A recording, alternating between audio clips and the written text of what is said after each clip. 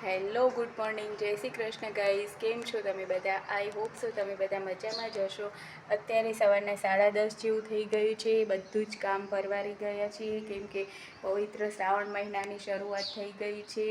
શ્રાવણ મહિનો દરેક લોકોને બહુ જ, દરેક હિન્દુઓને પ્રિય હોય છે કેમ કે શ્રાવણ મહિનામાં બધા જ વ્રત ને તહેવારો પણ આવતા હોય છે ઘણા ખરા, જેમ કે રક્ષાબંધન, રાંધણછઠ, શીતળા સાતમ, જન્માષ્ટમી, એવા ઘણા તહેવારો પણ આવતા હોય છે. અને આમે આખો મહિનો ભક્તિમય વાતાવરણ જ બધે જોવા મળતું હોય છે, જેથી દરેકને એવું વાતાવરણ ગમતું જ હોય છે. મને પણ બહુ જ ગમે છે શ્રાવણ મહિનો. અને મેં નથી કર્યા દશામાના વ્રત, પણ અમારા ફળિયાના આગળના મકાનમાં એક બેન રહે છે દરબાર, એમને દશામાના વ્રત કર્યા છે. હું ત્યાં દર્શન કરવા માટે ગઈ હતી, વિડીયો લીધો છે, એ બતાવું છું તમને બધાને પણ દર્શન કરાવું. દશામાના બધા જ દર્શન કરજો.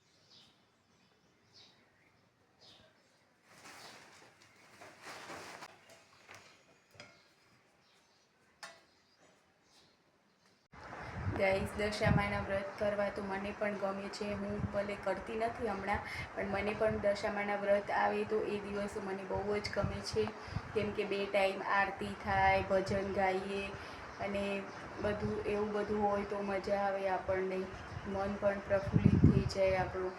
અને દશામાના તો અપરંપાર પરચા છે અને દશામાના ચમત્કારનો કંઈ પાર જ નથી.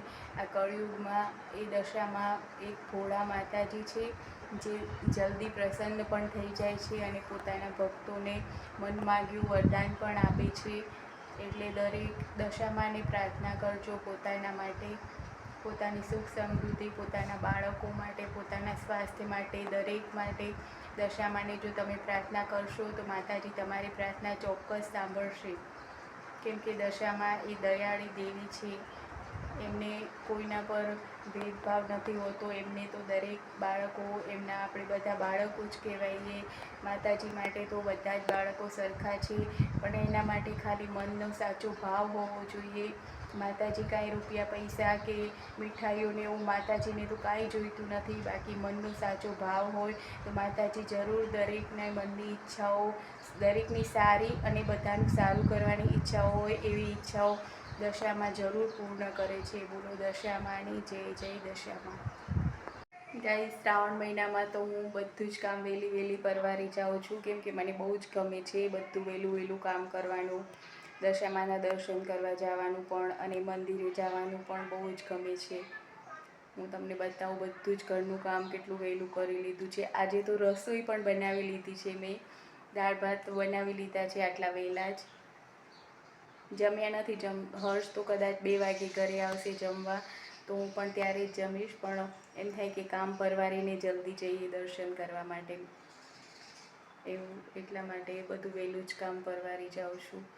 તમે જોઈ શકતા હશો આ બાજુ પાછળ દાળ ને ભાત બંને બનાવી દીધું છે, હમણાં જ બનાવ્યું. બાકી ઘર પણ બધું ક્લીન કરી દીધું છે અને કામ બીજું પણ બધું જ થઈ ગયું છે. બારે બતાવું તમને, કચરા પોતા, વાસણ, કપડાં બધું જ થઈ ગયું છે. આંગણા અને શેરી બધું જ. આ જો ગાઈસ, કપડાંય ધોઈ લીધા. આજે તો ઓછા ટુવાલ એવું બધું પણ ધોવાનું હતું, બધું જ ધોઈ લીધું અને બધું જ કામ પણ થઈ ગયું છે. પાણી હજી આવે છે અમારે, ડાયરેક્ટ પાણી. આ જો ચકલી છે ને, એ પાણીનું કુંડું ભર્યું છે, એનામાં નાય છે. આ જો નીચે કેટલું પાણી ઉડી ગઈ હમણાં. એ કુંડામાં અંદર પડીને પછી પાંખો ફફડાવે એટલે આ બધું પાણી નીચે પડે છે. ચકલી પણ રાજી થઈ ગઈ છે, શ્રાવણ મહિનામાં નાહી લે છે. જો વહેલું.